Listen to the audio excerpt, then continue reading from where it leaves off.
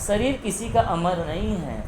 जिसको आप कबीर कहते हैं, राम कहते हैं, बुद्ध कहते हैं, कृष्ण कहते हैं, जितने बड़ी देवी देवता का नाम कहते हैं, शरीर किसी का अमर। आज अगर अमर होता तो हमारे बीच में होते ना। शरीर किसी का अमर नहीं होता है। शरीर मरण धर्मा ही है, चाहे किसी का भी शरीर हो। और आत्मा किसी का मरता नहीं, न आत्मा मरता है और न शरीर कभी जिंदा रहता है। शरीर सदैव मरण धर्मा है और आत्मा को कोई मार सकता नहीं है। इसलिए मौत से कभी मत डरिए। सदगुरु अभिलाष साहब ने तो कहा, रे मौत प्यारी मौत मेरे सामने आया करे, तू सामने रहती नहीं यह तन सुख भासता। पलटू महाराज ने बड़ा सुंदर कहा है, देखा तो सोना लगे सकल जग कांच है, अरे हाँ पलटू जीवन कहिए झूठ तो मरना साँच। और कबीर साहब जी ने कहा, जय मरने से जग डरे मेरो मन आनंद, कब मरी हूँ कब पाई हूँ पूरन परमानंद। क्यों? क्योंकि ये हमारे जीवन का शाश्वत परम सत्य है।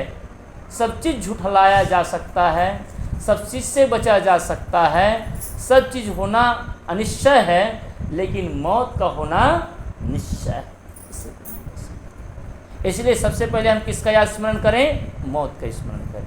मौत का स्मरण करेंगे और दूसरा स्मरण राम का, अपने आप का, अपने चेतन का, अपने स्वरूप का स्मरण करें, तो हम सब जीव का उद्धार हो सकता है, कल्याण हो सकता है।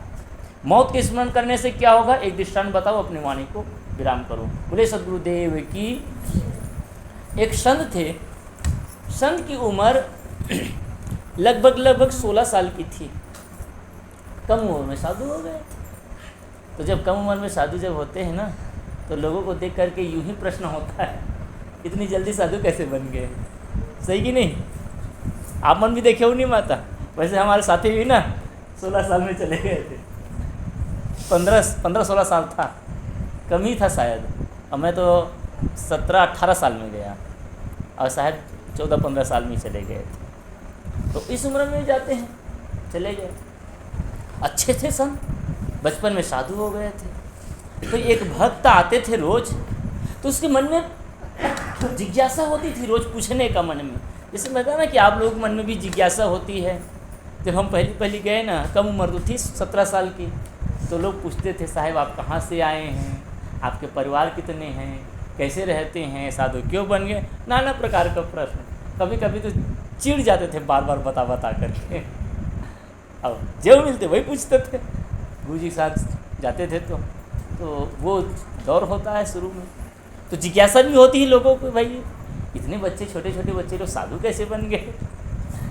तो ये भक्त जो आते थे उसके मन में जिज्ञासा होती थी। कौन सी जिज्ञासा होती थी? वो ये जिज्ञासा नहीं होती थी कि साधु कैसे जल्दी बन गया। उसके मन में जिज्ञासा ये होती थी कि संसार के संसारिकता हम लोगों को खींचती है अपनी ओर, मोह माया खींचता है, संसार के व्यवहार हम सबको खींचता है, प्राणी पदार्थ हम सबको प्रभावित करते हैं। तो आपको ये संसार प्रभावित क्यों नहीं करता, क्यों बचे रहते हैं? उसके मन में प्रश्न होता था। एक दिन पूछ बैठे, क्या संत भगवान कहे, क्या आपका मन संसार की ओर नहीं जाता है? क्या संसार का चिंतन आप नहीं करते हैं? क्या विषय भोग की ओर आपका मन ललायित नहीं होता है? बस युवक था, जवान था, उसे पूछ रहे। उसने कहा कि ठीक है, इसका मैं उत्तर और दूंगा, लेकिन मैं आपको जब देख रहा हूँ ना, तो आपके चेहरे को देख करके लगता है, और आपकी ये जो माथा की रेखा स्पष्ट बता रही है कि आप 24 घंटा से ज़्यादा जिंदा रहने वाले नहीं हैं।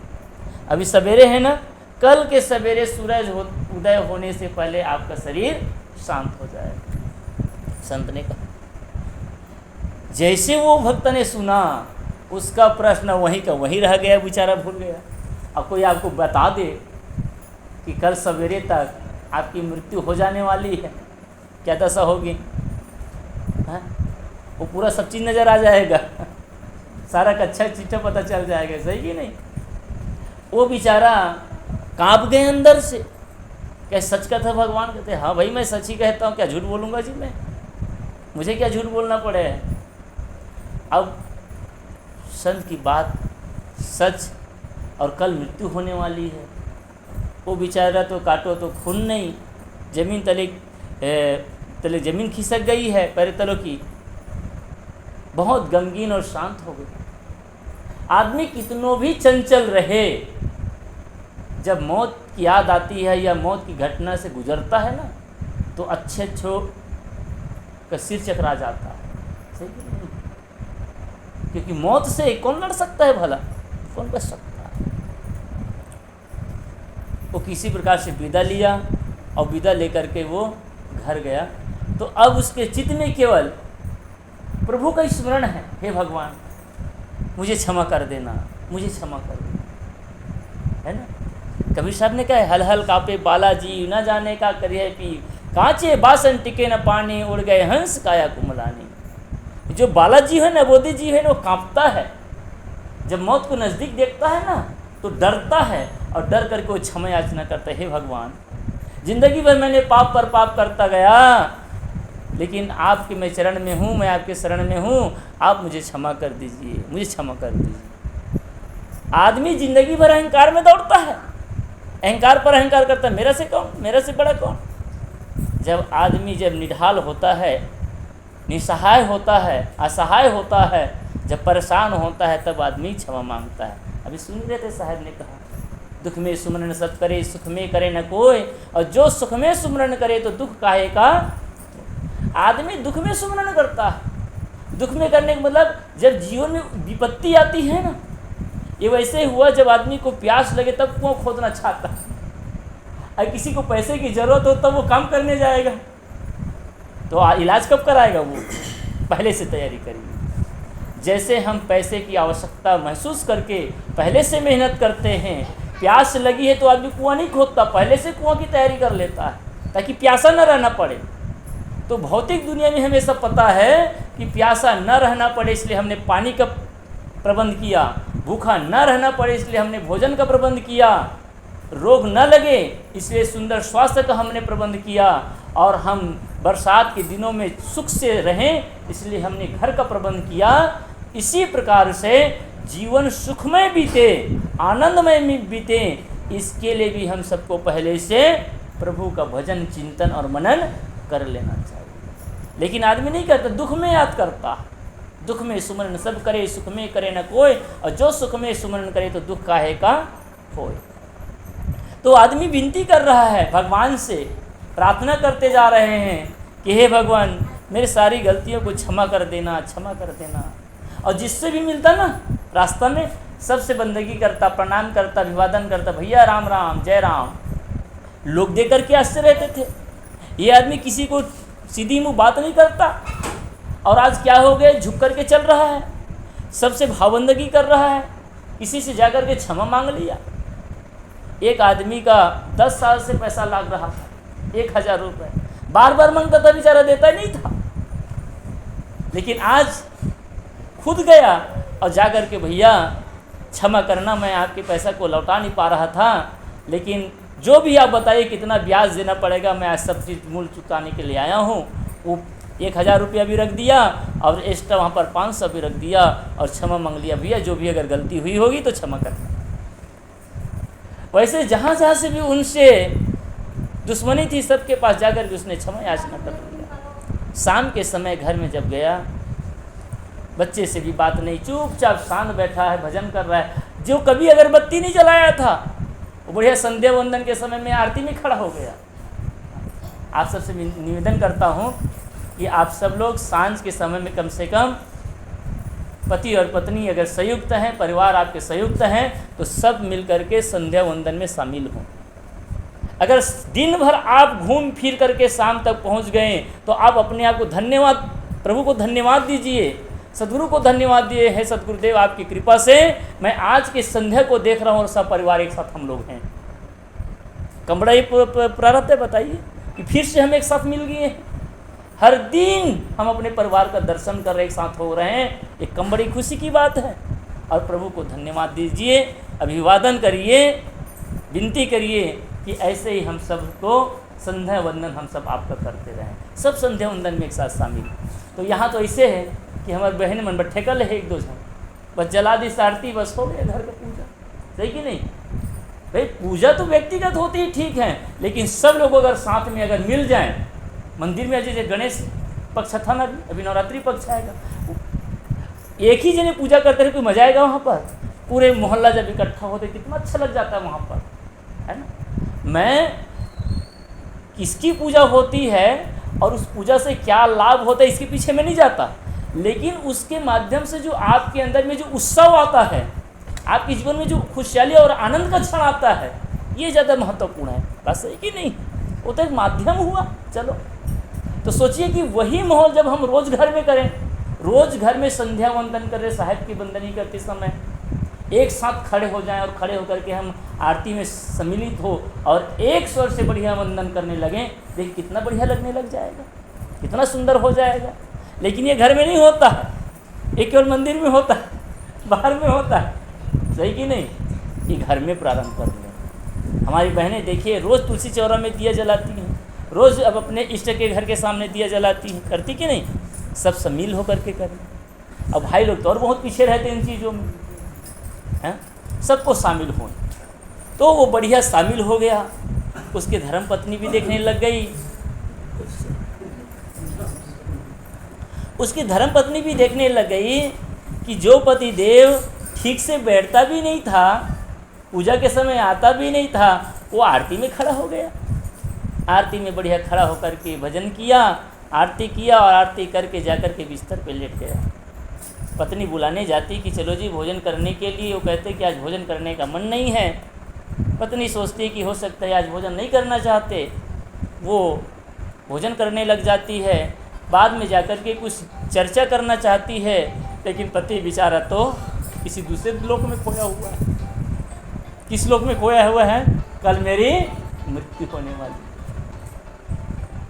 अब जिस आदमी के सिर में भूत सवार है मौत का, जिसको केवल मौत दिख रहा है, या फिर ये समझ लीजिए जैसे ये यहाँ पर बैठे हैं और किसी के मोबाइल में फ़ोन आया, अमुक ख़त्म हो गया है, कोई बहुत नज़दीकी है, और आप सबको वो बेचारा मजबूरी बता नहीं पा रहा है ना, और आप लोग बढ़िया प्रेम से सुन रहे हैं, सब चीज़ों को आनंद ले रहे हैं, लेकिन जो सुना है मोबाइल में किसी का शरीर छूट गया है करके, क्या वो शांति से मेरी बात को सुनेगा? वो बार बार चिंतन उधर ही करता रहेगा वो। हाँ, कब साहेब बंद करे तो मैं सबला सूचना दूँ करके। सही कि नहीं? दूसरे के बारे में जब इतना हम दहशत में आ जाते हैं, तो जिसको खुद के मौत के बारे में पता चल रहा है वो कितने दहशत में होगा। पत्नी आकर के चुपचाप सो जाती है, उनसे भी कुछ बात नहीं करते, और ये धीरे धीरे धीरे धीरे टिक टिक घड़ी की काटा जो चल रही है, सुई जो चल रही है, उसको देख करके ये अपने दिन रात को काट रहा है, गिन रहा है। बस 4 घंटा, 3 घंटा, 2 घंटा, 1.5 घंटा, 1 घंटा, और जब सवेरे हुआ ना तो बस उसकी धुधुकी चालू हो गई, बस अबक तबक जाने वाला हो। लेकिन 6 से 7 बज गए, 7 से 8 बज गए, आदमी मरा नहीं। उसने कहा अरे मैं मौत को जीत लिया। जब आदमी सफलता प्राप्त करता है ना तो उसकी खुशी दुगनी बढ़ जाती है। सही कि नहीं? उसने कहा मैं मौत को जीत लिया, अब नहीं मर सकता। एक बार ऐसे ही महाभारत में भी हुआ था, पता है नहीं? घटना याद है? सुनते बस है कि भूल जा, याद भी रखते हैं। महाभारत में युधिष्ठिर के पास एक ब्राह्मण लकड़ी मांगने के लिए गया। कौन से लकड़ी? अपने बेटे के अंतिम संस्कार के लिए चंदन की लकड़ी। तो युधिष्ठिर ने कह दिया था कि आज नहीं दे सकता, पानी गिर रहा है, कल आना, कल व्यवस्था करेंगे।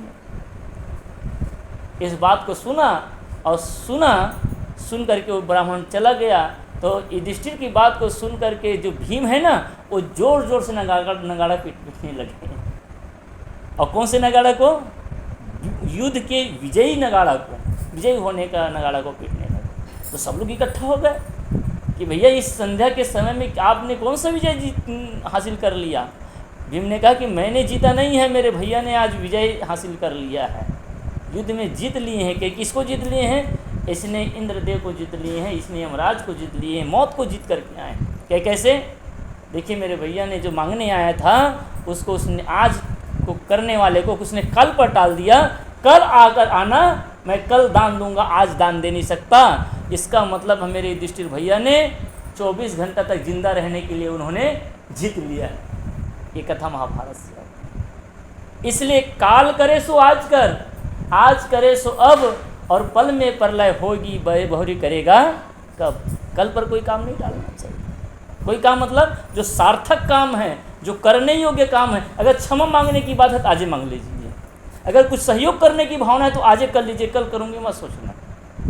लेकिन होता क्या है, आज करे सो काल कर, काल करे सो परसों, और इतनी जल्दी क्या है, जीना है कई। आदमी की यही सोच है। हाँ, ये भी साखी अपनाई है, लेकिन किसके लिए?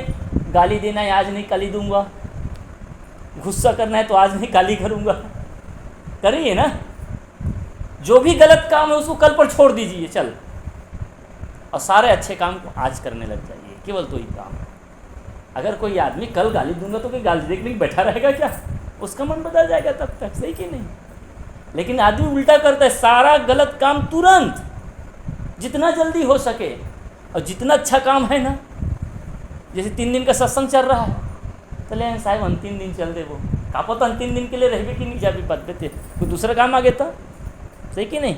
अंतिम दिन के लिए रखा रहता है आदमी, कल कर लेंगे, आज करिए, आज मन बन गया ना, आज कर लीजिए, कल का कोई भरोसा नहीं, कल को देखा नहीं, कल को किसने देखा है? आज के दिन को खोए क्यों, और जिन घड़ियों में हंस सकते थे उन घड़ियों में रोए क्यों?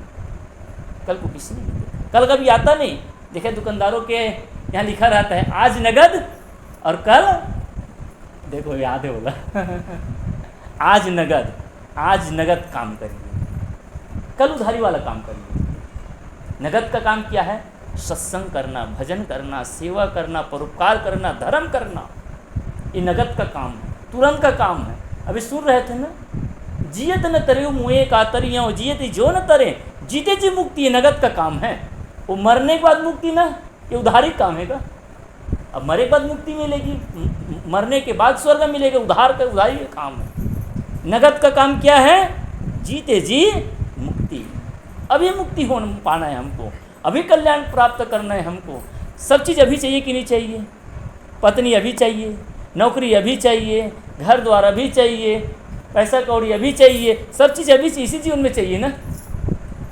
तो क्या स्वर्ग और शांति अगले जीवन के लिए चाहिए? नहीं, इसी जीवन में चाहिए। तो आदमी जो सोया था, लेटा हुआ था, देखता क्या कि मेरी मौत नहीं हुई। वो उठता है और उठ करके तैयार होता है, नहाता धोता है, कपड़ा पहनता है, और वो पहन करके सीधा गुरु आश्रम में चले जाते हैं। गुरु आश्रम में आकर के संत के चरणों में बंदगी करते, और बंदगी कहते ही सीधे कहते, संत भगवान, मैं आज तक समझता था कि संत झूठ नहीं बोलते, लेकिन आज पहली बार पता है कि संत लोग भी झूठ बोलते हैं। कहे कैसे? कि देखिए आपने मेरे को कहा कि आजकल का सूरज नहीं देख पाओगे, 24 घंटे में तुम्हारी मौत हो जाएगी, लेकिन देखिए मैं आज भी आपके समक्ष खड़ा हुआ हूँ, मैं मरा नहीं। संत ने कहा चलो इस बात को रहने दो, बात और कभी कर लेंगे, लेकिन ये तो बता, जब से कल से जब मेरे यहाँ से गए थे 7-8 बजे से, उस समय से लेकर अब तक 24 घंटे में तूने किया क्या? मैंने किया क्या तुम्हारे मन में कोई पाप आया? क्या तुम्हारे मन में विषय वासना की बात आई? क्या तुम किसी पर क्रोध किए, गुस्सा किए, नफरत किए, घृणा किए, किसी से बैर विरोध किए, किसी से लड़ाई झगड़ा किए? क्या तू कोई गलत कर्म किया? संत तो लंबा लिस्ट तैयार कर लिया प्रश्न करते करते। उसने कहा बस करिए गुरुदेव, ये सब कुछ नहीं हुआ। कहे क्या? मैं तो केवल प्रभु को स्मरण करता रहा, केवल उसी को याद करता रहा। हे भगवान मुझे क्षमा कर देना, मुझे क्षमा कर देना, मैंने ज़िंदगी भर पाप करता रहा है, मैंने आज तक कोई पुण्य कर्म नहीं किया, मेरे सारे अपराध को क्षमा कर देना। और जितना हो सके मैं जितने लोगों से मैंने बैर विरोध किया था, जा कर के सबसे मैंने क्षमा याचना की, जिसका उधारी लग रहा था सबका छुड़ा दिया, जो मांग रहे थे उसको नहीं दे रहा था उसको छुड़ा दिया। संत ने कहा कि तुम्हारे मन में वासना आई कि नहीं आई? क्या संसार को देख करके तुम्हारा मन विमोहित हुआ कि नहीं हुआ? होटल से जब गुजर रहे तो देख करके जलेबी की याद आई कि नहीं आई? कहीं आप जलेबी की याद बोलते हैं, अरे उस जलेबी में मुझे मौत नज़र आ रही थी, स्त्री में भी मौत नज़र आई थी, जहाँ देखो वहाँ मौत ही नज़र आई। जैसे भूखे को भी चांद में रोटी ही नज़र आती है, हाँ, और प्रेमी को, एक कामी को हर स्त्रियों में काम वासना नज़र आती है। ऐसे ही जो मौत से गुजर रहा है आदमी, उसको सब जगह केवल मौत ही मौत नज़र आती, कोई दूसरा चीज़ दिखता नहीं है। उसने कहा कि मुझे कुछ नहीं दिखाई पड़ता, मुझे तो केवल मौत दिखाई पड़ रही थी, मौत के अलावा कुछ नहीं दिखाई पड़ रही थी। संत ने कहा कि तुमने प्रश्न किया था ना, उसी का ये उत्तर है। बोले तुमने प्रश्न किया था ना कि तुम इस संसार में रहकर कैसे रहते हो, क्या संसार की सांसारिकता तुम्हें प्रभावित नहीं करती? तो हे भाई, मैंने तो तुम्हें 24 घंटा का समय दिया था, लेकिन 24 घंटे के समय पा करके तुम्हारे मन में पाप भी नहीं आया, पाप का रेग भी नहीं आया। और मेरे गुरु ने, मेरे महापुरुष ने, मेरे परमात्मा ने, मेरे सदगुरु ने मुझे निर्देश किया है कि हे बेटा, तुम्हारी मौत किसी भी क्षण हो सकती है, किसी भी पल हो सकती है, इसलिए एक पल का भी भरोसा मत करना। तो बताइए कि मैं कितना सतर्क रहूँगा। हम लोग कहाँ सतर्क रहते हैं? अगर ऐसे सतर्कता आ जाए कि हर क्षण का एंजॉय करो, आनंद में रहना तो हर क्षण का एंजॉय करो, और हर क्षण का मौत की याद करके सबके प्रति प्रेम और समता का व्यवहार बनाए रखें। अगर इस ढंग से अगर जीवन जिएंगे तो निश्चित है कि हम सबका जीवन भी मंगलमय होगा। तो मैं सदगुरु